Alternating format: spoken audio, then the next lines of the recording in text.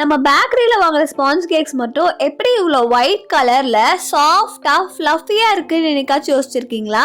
அந்த மாதிரி பர்ஃபெக்டான டெக்ஸ்சர் அண்ட் டேஸ்ட் கிடைக்கிறதுக்கு பேக்கரிஸில் கேக் ஜெல் யூஸ் பண்ணுவாங்க.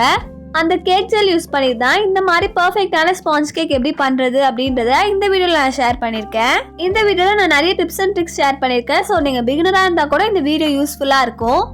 வீடியோ ஃபுல்லாக பாருங்க. இது சப்ஸ்கிரைப் பண்ணாமல் பார்க்குறீங்கன்னா சப்ஸ்கிரைப் பண்ணிட்டு பக்கத்தில் இருக்க பெல் ஐக்கானை கிளிக் பண்ணிட்டு வாங்க. வீடியோக்குள்ள போகலாம். ஃபர்ஸ்ட் நான் 3 முட்டை எடுத்திருக்கேன்.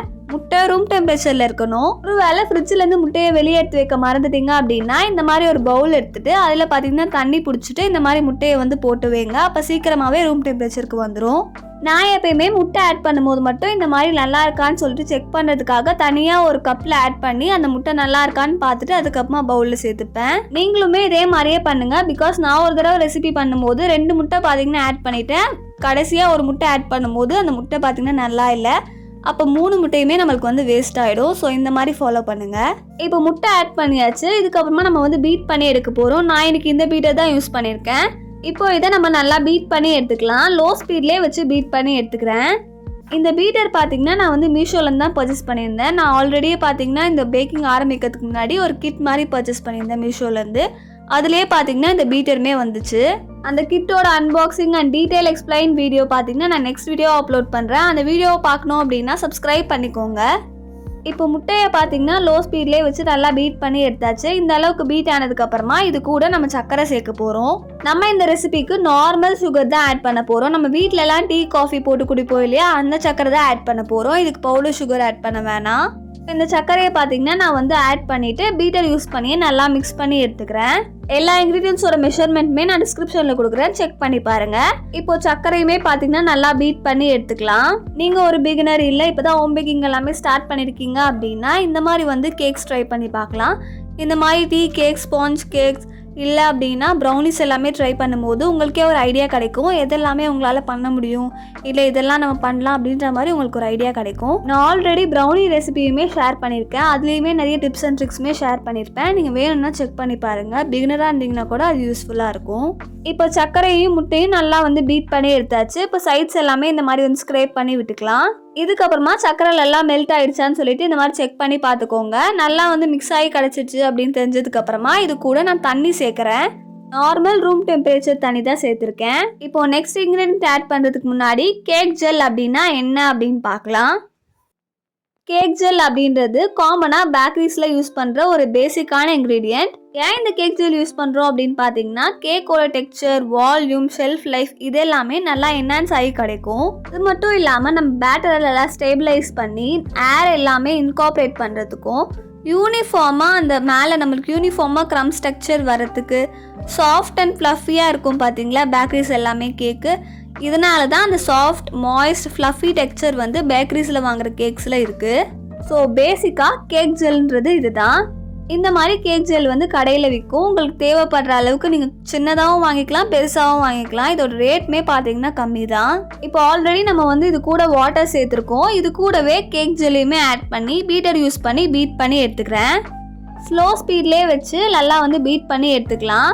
நீங்கள் ஜெல் ஆட் பண்ணிவிட்டு பீட் பண்ணும் போதே உங்களுக்கு அந்த பேட்டரில் ஒரு டெக்ஸ்சர் சேஞ்ச் ஆகுறது ஃபீல் ஆகும். இப்போ கேக் ஜெல்லையுமே ஆட் பண்ணி நல்லா பீட் பண்ணி எடுத்தாச்சு. இதுக்கப்புறமா சைட்ஸ் எல்லாமே ஸ்க்ரேப் பண்ணி விட்டுக்கிறேன். ஸ்பேச்சுலா யூஸ் பண்ணி சைட்ஸ் எல்லாமே இந்த மாதிரி ஸ்க்ரேப் பண்ணி எடுத்துக்கிறேன். இதே மாதிரியே நீங்களும் ஒரு இன்க்ரீடியன்ட் ஆட் பண்ணுறதுக்கு முன்னாடி ஸ்க்ரேப் பண்ணி விட்டுக்கோங்க. இப்போ சைட்ஸ் எல்லாமே ஸ்க்ரேப் பண்ணதுக்கப்புறமா இது கூட மைதா ஆட் பண்ண போகிறோம். நம்ம நார்மலாக ஸ்பாஞ்ச் கேக் பண்ணும்போது மைதா ஆட் பண்ணிவிட்டு பீட்டர் இல்லாமல் ஸ்பேச்சுலா யூஸ் பண்ணி மிக்ஸ் பண்ணி எடுப்போம். ஆனால் நம்ம இன்னைக்கு கேக் ஜெல் யூஸ் பண்ணியிருக்கிறதுனால பீட்டர் யூஸ் பண்ணியே மைதாவையும் மிக்ஸ் பண்ணி எடுத்துக்க போகிறோம். மைதா ஆட் பண்ண உடனே பீட் பண்ணாமல் இந்த மாதிரி பீட்டரை ஆஃப் பண்ணிவிட்டு சும்மா மிக்ஸ் பண்ணிவிட்டு அதுக்கப்புறமா பீட்டர் ஆன் பண்ணி மிக்ஸ் பண்ணி எடுத்துக்கோங்க. நான் ஏன் இப்படி பீட் பண்ண சொல்கிறேன்னு பார்த்தீங்கன்னா நீங்கள் ஃபஸ்ட்டு எடுத்தோடனே ஆன் பண்ணி மிக்ஸ் பண்ணிங்கன்னா மைதா எல்லாமே வெளியே பவுல் விட்டு வெளியே தெரிச்சிரும். அதனால் ஃபஸ்ட்டு சும்மா மிக்ஸ் பண்ணிவிட்டு அதுக்கப்புறமா பீட்டர் யூஸ் பண்ணி மிக்ஸ் பண்ணிக்கோங்க. நீங்கள் இந்த பேட்டர் கூட மைதா ஆட் பண்ணதுக்கப்புறமாவே உங்கள் பேட்டர் பார்த்தீங்கன்னா கொஞ்சம் ஷிங்க் ஆன மாதிரி இருக்கும். பட் அது பரவாயில்லை, நம்ம பார்த்தீங்கன்னா மிக்ஸ் பண்ணி எடுக்கும் போது கரெக்ட் ஆகிடும். இப்போ பீட்டரை லோ ஸ்பீடில் வச்சு நல்லா மிக்ஸ் பண்ணி எடுத்துக்கலாம். உங்களுக்கு தேவைப்பட்டால் மிடில் கூட நீங்கள் ஸ்பேச்சுலா யூஸ் பண்ணி நல்லா ஸ்க்ரேப் பண்ணிவிட்டு அதுக்கப்புறமாவும் பீட் பண்ணி எடுத்துக்கலாம். பேக்கரிஸ் மட்டும் இல்லாமல் சில ஹோம் பேக்கர்ஸ்மே பார்த்தீங்கன்னா இந்த மாதிரி கேக் ஜெல் யூஸ் பண்ணி கேக்ஸ் வந்து பண்ணி கொடுப்பாங்க. கஸ்டமர் உங்ககிட்ட பேக்கரி ஸ்டைலில் வேணும்னு கேட்டாங்கன்னா இந்த மாதிரி பார்த்தீங்கன்னா ஸ்பாஞ்ச் கேக் வந்து உங்களுக்கு செஞ்சு நீங்கள் வந்து சேல் பண்ணலாம். அப்படி இல்லாத பட்சத்தில் நீங்கள் நார்மல் கேக்ஸே பார்த்தீங்கன்னா நம்ம ஜெல்லாம் யூஸ் பண்ணாமல் செய்வோம் இல்லையா, அதுவே வந்து சேல் பண்ணுங்கள். நான் ஏன் இப்படி சொல்கிறேன்னு பார்த்தீங்கன்னா கேக் ஜெல் வந்து நம்ம அதிகமாக கன்சியூம் பண்ண அது கொஞ்சம் வந்து கெடுதல் தான். அதனால் முடிஞ்ச அளவுக்கு நீங்கள் வந்து கேக் ஜெல் எல்லாமே யூஸ் பண்ணாமல் கேக்ஸ் வந்து பண்ணி கொடுங்க. இப்போ பார்த்தீங்கனாலே தெரியும் மைதாவுமே நல்லா மிக்ஸ் ஆகி கிடச்சிருச்சு. இப்போ நம்ம விப்பிங் க்ரீம்லாம் பீட் பண்ணதுக்கப்புறமா ஸ்டிஃப் பீக் வரும்போது இந்த மாதிரி லைன்ஸ் ஃபார்ம் ஆகும். அதே மாதிரியே பார்த்தீங்கன்னா இந்த மாதிரி பேட்டர்லேயுமே உங்களுக்கு வந்து கிடைக்கும். இப்போ இதுக்கப்புறமா இந்த பேட்டர் கூட நான் என்ன சேர்க்க போகிறேன், ஃப்ளேவர் வாசனை இது எதுவுமே இல்லாத ஆயிலாக சேர்த்துக்கோங்க. ஆயில் ஆட் பண்ணியாச்சு. இப்போ ஆயில் ஆட் பண்ணதுக்கப்புறமா ரொம்ப நேரம் பீட் பண்ணாமல் 1லேருந்து 10 கவுண்ட்ஸ் மட்டும் கவுண்ட் பண்ணிவிட்டு பீட்டர் ஆஃப் பண்ணிடுங்க. இப்போ இதுக்கப்புறமா இது கூட நம்ம எசன்ஸ் சேர்க்க போகிறோம். நான் இன்னைக்கு pineapple essence and vanilla essence சேர்த்துருக்கேன். உங்ககிட்ட மிக்ஸ்டு ஃப்ரூட் எசன்ஸ் இருந்துச்சுன்னா அது கூட நீங்கள் சேர்த்துக்கலாம். இப்போ இதுக்கப்புறமா நம்ம பேட்டரை பார்த்தீங்கன்னா ஸ்பேச்சுலா யூஸ் பண்ணி கட் அண்ட் ஃபோல்ட் மெத்தடில் மிக்ஸ் பண்ணி எடுத்துக்கலாம். நான் மிக்ஸ் பண்ணுற மாதிரியே நல்லா கட் அண்ட் ஃபோல்ட் மெத்தடில் மிக்ஸ் பண்ணி எடுத்துக்கோங்க. இந்த கேக் பொறுத்த வரைக்கும் நீங்கள் வந்து இப்போ தான் பிகினர், எனக்கு கேக்ஸ் எல்லாமே நிறைய டைம் நான் ட்ரை பண்ணேன் பட் ஃப்ளாப் ஆகிடுச்சு அப்படின்னா கூட இந்த கேக் வந்து நீங்கள் ட்ரை பண்ணி பார்க்கலாம். கண்டிப்பாக உங்களுக்குமே இந்த மாதிரி பர்ஃபெக்டான டெக்ஸ்சர் வந்து கிடைக்கும். பேட்டரே பாருங்கள் எவ்வளோ ஒயிட் கலரில் கிடச்சிருக்கு அப்படின்னு. நம்ம கேக் ஜெல் ஆட் பண்ணதுனால தான் நம்ம பேட்டர் பார்த்தீங்கன்னா இந்த மாதிரி ஒயிட் கலரில் வந்து கிடச்சிருக்கு. உங்களோட பேட்டரோட கன்சிஸ்டன்சி இந்த மாதிரி தான் இருக்கும். நீங்கள் ஸ்பேச்சுலாவில் எடுத்து இப்படி போர் பண்ணும்போது இந்த மாதிரி பார்த்தீங்கன்னா நம்மளுக்கு ஃபோல்ட் ஆகி கிடைக்கணும்.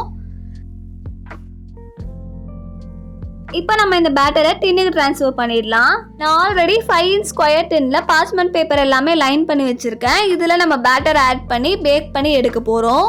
இந்த பேட்டர் இப்படி ஆட் பண்ணும் போதே நம்மளுக்கு பார்க்கறதுக்கே அவ்வளோ சாட்டிஸ்ஃபைங்காக இருக்கும். எனக்கு இந்த கேக்ஸ் பண்ணும்போது இந்த பார்க்கறதுக்கே அவ்வளோ ஆசையாக இருக்கும். இப்போ ஸ்பேச்சுலா யூஸ் பண்ணி எல்லா பேட்டரியுமே நான் வந்து டின்னுக்கு ட்ரான்ஸ்ஃபர் பண்ணி எடுத்துக்கிறேன்.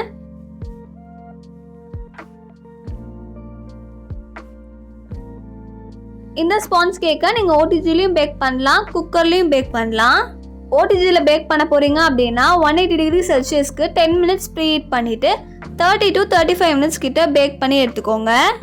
நான் இப்போ சொல்லியிருக்க டெம்பரேச்சர் அண்ட் டைம் ஒரு ஓடிஜி பொறுத்து சேஞ்ச் ஆகும். ஸோ டூத் பிக் யூஸ் பண்ணி இன்சர்ட் பண்ணி பாருங்கள். க்ளீனாக வந்துச்சு அப்படின்னா பேக் ஆகிடுச்சுன்னு அர்த்தம். இப்போ நம்ம பேட்டருமே ஆட் பண்ணியாச்சு. இதுக்கப்புறமா நான் வந்து இந்த மாதிரி டூத் பிக் யூஸ் பண்ணி ஏர் பபிள்ஸ் எல்லாமே ரிலீஸ் பண்ணி விட்டுக்கிறேன். ஏர் பபிள்ஸ் எல்லாமே ரிலீஸ் பண்ணிவிட்டு நான் இந்த கேக்கை இன்றைக்கி ஓடிஜியில் தான் பேக் பண்ணியிருக்கேன். நான் சீக்கிரமாகவே குக்கரில் எப்படி பேக் பண்ணணும் அப்படின்றதுக்கு டீட்டெயிலாக ஒரு வீடியோ அப்லோட் பண்ணுறேன். உங்களுக்கும் அந்த வீடியோ பார்க்கணும் அப்படின்னா நீங்கள் வந்து சப்ஸ்கிரைப் பண்ணாமல் இன்னும் பார்த்துட்டு இருக்கீங்க அப்படின்னா சப்ஸ்கிரைப் பண்ணிவிட்டு பக்கத்தில் இருக்க ஆல் பட்டனை கிளிக் பண்ணிக்கோங்க. அப்போ தான் நான் அந்த வீடியோ எல்லாமே போடும்போது உங்களுக்கு நோட்டிஃபிகேஷன் வரும். கேக் பேக் ஆகி கிடைக்கிறதுக்குள்ள கேக் ஜெல்ல என்னென்ன இன்க்ரீடியன்ஸ் ஆட் பண்ணியிருக்காங்கன்றதை பார்க்கலாம். Glycerin, vegetable oil, emulsifier, water, stabilizer, preservatives. நான் இப்போ சொன்ன எல்லா இன்க்ரீடியன்ஸுமே கேக் ஜெல்லில் இருக்கிறதுனால தான் கேக்கோட டெக்ஸ்சர் அவ்வளோ சாஃப்டாக மாய்ஸ்டாக இருக்குது. நம்ம நார்மலாக கேக்ஸ் பேக் பண்ணி எடுக்கும் போது அதோட டெக்ஸ்சர் அண்ட் டேஸ்ட் பார்த்தீங்கன்னா இந்த மாதிரி இருக்காது. இதில் ஸ்டேபிளைசர் தான் பார்த்தீங்கன்னா கேக்கோட டெக்ஸ்சரை அவ்வளோ சாஃப்ட் அண்ட் மாய்ஸ்டாக கொண்டு வரதுக்கு ஹெல்ப் பண்ணுது. இன்னொரு முக்கியமான இன்க்ரீடியன்ட் ப்ரிசர்வேட்டிவ்ஸ். நம்ம நார்மலாக கேக் ஜெல் யூஸ் பண்ணாமல் பண்ணுற கேக்ஸ் எல்லாமே 2 to 3 daysலேயே கெட்டு போயிடும். பட் நம்ம கேக் ஜெல் ஆட் பண்ணி கேக் பண்ணும்போது அது 1 week கிட்ட ரூம் டெம்பரேச்சர்லேயே பார்த்தீங்கன்னா நல்லாயிருக்கும். இப்போது நம்ம கேக்குமே நல்லா பேக் ஆகி கிடச்சிச்சு. இப்போ டூத் பிக் யூஸ் பண்ணி இன்சர்ட் பண்ணி காட்டுறேன் பாருங்கள் எவ்வளோ பர்ஃபெக்டாக பேக் ஆகி கிடச்சிருக்கு அப்படின்னு. இப்போ இந்த கேக் 2 to 3 hours கிட்ட நல்லா கூல் டவுன் ஆகட்டும். கூல் டவுன் ஆனதுக்கப்புறமா நம்ம பீசஸ் போட்டோம்னா தான் பர்ஃபெக்டான பீசஸ் நம்மளுக்கு கிடைக்கும். கேக் கூல் டவுன் ஆகிறதுக்குள்ளே இந்த கேக் பற்றி சில இன்ஃபர்மேஷன்ஸ் எல்லாமே நான் உங்க கூட ஷேர் பண்ணிக்கிறேன். இந்த கேக்கோட வெயிட் பார்த்தீங்கன்னா அப்ராக்சிமேட்லி 350 grams கிட்ட நம்மளுக்கு கிடைக்கும். இந்த கேக்கை எப்பயும் போல் நம்ம ஏர்டைட் பாக்ஸ்லேயே ஸ்டோர் பண்ணி வச்சுக்கலாம். ஃபர்ஸ்டே சொன்ன மாதிரி ரூம் டெம்பரேச்சர்லேயே 1 week வரைக்கும் நல்லாயிருக்கும். ஃப்ரிட்ஜில் வைக்கணுன்ற அவசியம் கிடையாது. இதெல்லாம் தான் நான் உங்க கூட ஷேர் பண்ணிக்கணும் அப்படின்னு நினச்சேன். இப்போ பாருங்கள் நம்ம கேக்குமே சூப்பராக கூல் டவுன் ஆகி கிடச்சிருச்சு. இப்போ நான் இதை கட் பண்ணி காட்டுறேன் பாருங்கள். கட் பண்ணும் போதே தெரியும் எவ்வளோ சாஃப்டாக இருக்குது அப்படின்னு.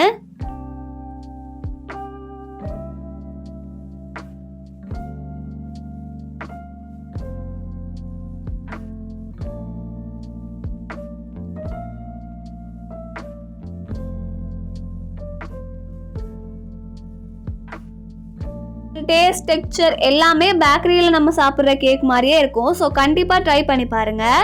ஸோ அவ்வளோதான், இதெல்லாம் தான் நான் இந்த வீடியோவில் ஷேர் பண்ணணும்னு நினச்சேன். கண்டிப்பாக இந்த வீடியோ உங்களுக்கு யூஸ்ஃபுல்லாக இருக்கும்னு நினைக்கிறேன்.